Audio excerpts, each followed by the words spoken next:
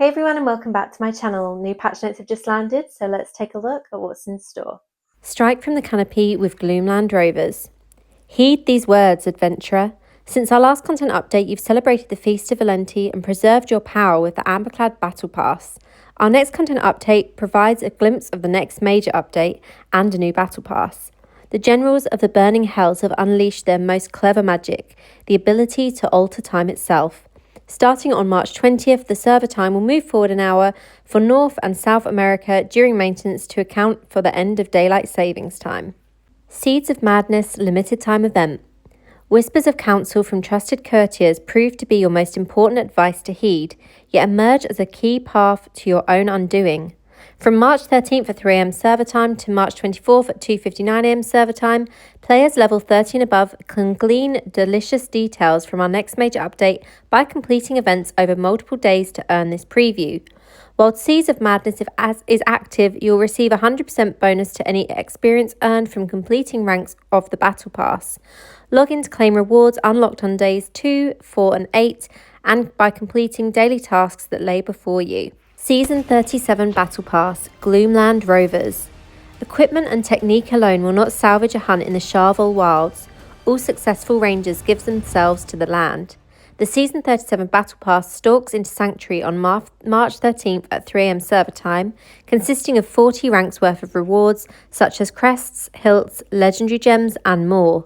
Begin slaying demons and climbing your way through the ranks today before the power within is sealed indefinitely on April 10th at 2:59 am server time.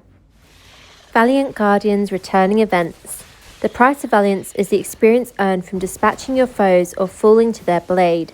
From March 12th at 3 am till April 2nd at 2:59 am local server time, earn progress in Valiant Guardians by participating in various returning events to earn powerful rewards. So for these returning events, we've got Survivor's Bane, March 12th at 3 am till March 19th, 2:59 am. Trial of the Hordes, March 19th, 3 am till March 26th, 2:59 am. And Fractured Plane, March 26th, 3 am till April 2nd at 2:59 am server time. Winds of Fortune returns. Heraldric scholars have pored over the tomes to discover the origin of increased materialized wealth, while the merchants of Sanctuary have seized the opportunity to increase their abundance. The source, Winds of Fortune. From March 13th at 3 am server time until March 20th at 3 am server time, you will earn increased rewards. While Winds of Fortune is live, activate your 24-hour buff to receive the duplicate effect. Once activated, the buff's duration is in real time and will end 24 hours after it's been initiated. If you've not activated the buff within 24 hours of the event ending, it will be enabled automatically. Any rewards not claimed before the end of the event will be auto-claimed on next login. During Winds of Fortune, the 4-player party normal gem bonus drops will be doubled and unaffected by the daily cap, and only the first 12 common gems of the day will be tradable. Any of these items will drop in duplicate quantities: gold, experience, battle pass points, normal gems, legendary items, and normal items. Items from these activities will also drop in duplicate quantities: Heraldric Bestiary, Challenge Rifts, Bounties, Fishing, Dungeons, Purge the Depths, a Cursed Tower, Hidden Lairs, Farming in the Wilderness, and Codex activities. Note that during the limited time event, Battle Pass rewards will not be doubled, and the weekly limit on Battle Pass points and normal gems will not change. Any bonus experience gained will be affected by your current modifier. New to this Winds of Fortune limited time event, you will no longer have to claim your bonus XP in game. It will now be granted immediately. Additionally, there are limits to each item that can be earned in duplicate quantities. You'll earn double the amount until you reach the limit. Please see the event in-game for more details. So the experience being granted immediately is not good news for people that save their battle pass. Now, there's quite a lot of people that do save up their battle pass and save their Winds of Fortune rewards to claim at specific times.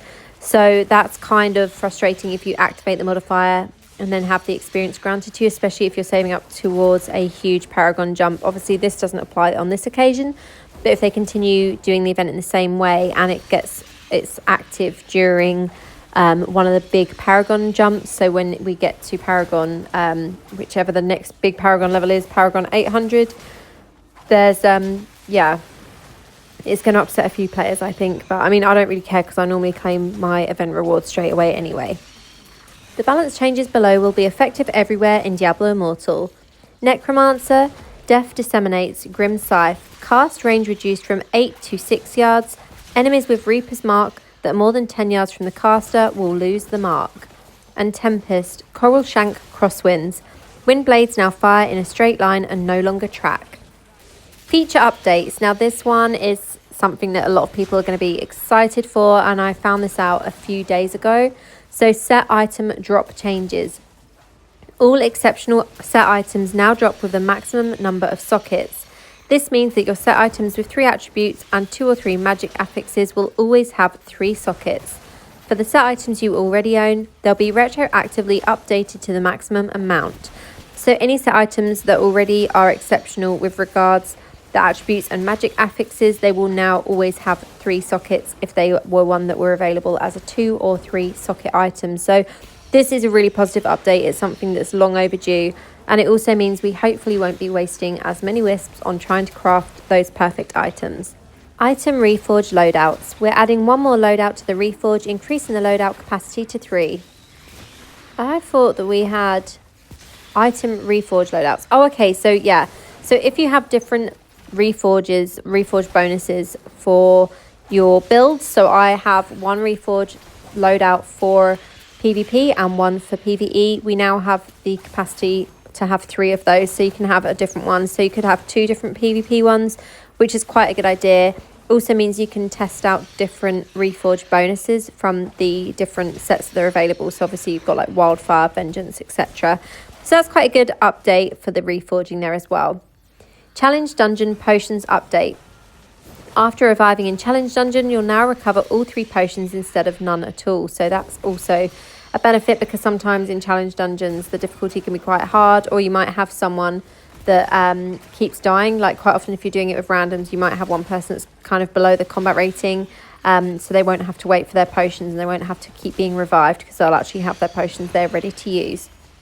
Inferno 4 and 5 changes. We're lowering the combat rating it takes to reach Inferno 4 and Inferno 5. We also plan to make adjustments to Inferno 6 in the future. Normal dungeons will now share a base combat rating for the difficulty tier they unlock within, and challenge dungeons will continue to retain a higher combat resonance requirement. Inferno difficulty 3, there's also changes for raids here. So Pestiel, the Under-Earth Empress, is 36,720. Entrega, Eater of Storms, 37,120. Ufmashkar, the Breath Collector, 37,620. Zikorandag, Ice Leviathan, 38,120. Masagarai, the Fisher's Ruin, 38,665. Inferno difficulty 4, Entrega, Eater of Storms, 39,565. Uthmashkar, the Breath Collector, 40,465. Zikorandag, Ice Leviathan, 41,365. Masagarai, the Fisher's Ruin, 42,265. And Vogmeric, the Tormentor, 43,265. Then for Inferno difficulty 5, Ufmashkar, Breath Collector, 43,865. Zikorandag, Ice Leviathan, 44,565. Masagarai, the Fisher's Ruin, 45,265. Vogmeric, the Tormentor, 45,965. And Mulgeist, the Molten, 46,715. So they haven't actually lowered the difficulty for the last boss in Inferno 5, which is probably the one that most people wanted the difficulty lowered for, but it is what it is, I suppose. A few more bits from this update. Zone monster density changes. We've increased the monster density and respawn rate in Wortham, Frozen Tundra, Realm of Damnation, Mount Zavane and Storm Point to help improve gameplay overall. Happy slaying. So if you're someone that farms in those areas, this will make it a lot easier to actually have that monster respawn rate increased, because I think so many people now have fast farming builds that quite often there's at points that you will end up having to wait for the monsters to respawn, so they've increased the rate in those zones. Spectral Allies improvements. We've made some changes to improve the navigation for Spectral Allies when navigating dungeons and enabled the ability to summon them to help complete random dungeons. So Spectral Allies, I've not seen them since I first started playing. It was actually on my alt that I think I first experienced them. I have a feeling they weren't available when I was originally playing Diablo when the game first launched, but they will help you complete things like raids, etc. if you can't find people to help do them with you. Controller updates.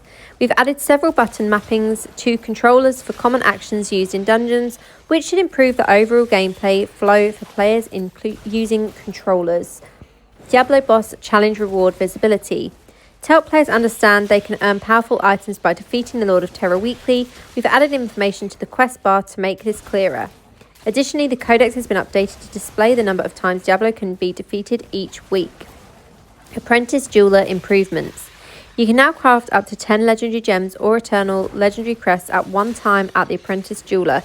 So that's quite good. So I'm pretty sure that with the eternal legendary crests, you can craft like one at a time, but now you can obviously select how many you want to craft if you've got the materials for that. UI changes for creating a party. You'll now be able to quickly create a party which will post in chat to quickly gather companions for your adventurers. We've heard that the feedback that it takes too many steps to form parties in chat, so we've added this function to the party UI to let you post your parties directly to the chat channels. Once it's been posted, players can simply click to join instead of being manually invited. I'm pretty sure that when you make a party, it does sometimes show up in certain chats. Like when you're using Party Finder, I think it does show up in the clan chat and also the shadow chat. So this is obviously something that will be similar to that, I'm guessing. Alchemical Power Stack Update. Alchemical Powder can now stack up to 9,999 in your inventory. So instead of it stacking to 999, it's been increased so that you don't have to have so many slots taken up by the same material. And lastly, there will be some bug fixes in this update. So that is everything so far. I'm most excited about the set item drop change for this, and obviously the return of Winds of Fortune once again as well. I'm interested to see what the next major update will look like. Obviously, a lot of us have heard the rumours that there's going to be a new class and what that new class will be. And yeah, seems quite positive. There are some bugs that I'm aware of in game that haven't really been addressed here. So there is a bug with one of the Necromancer helms at the moment, and that is marking the target from everyone's damage rather than just the Necromancer player's damage, which is then giving Necromancers a huge boost in damage in things like basically any instance where you can track damage. So like in dungeons, Necromancers are coming out on top because this helm is bugged. In things like raids and also the Halikri, oh my god, what is it called? Gauntlets. Any Necromancers that are using this helm are generally coming out on top for damage with that. So that's obviously something that's not being fixed in this update, but it may be something that's fixed in game at some point outside of an update. So yeah, we'll see what happens with that, but it's something that's being talked about quite a lot on Reddit at the moment. So that is everything from me today. Let me know what you're most excited about in the comments below, and as always, thank you so much for watching. I'll see you next time. Have a great day.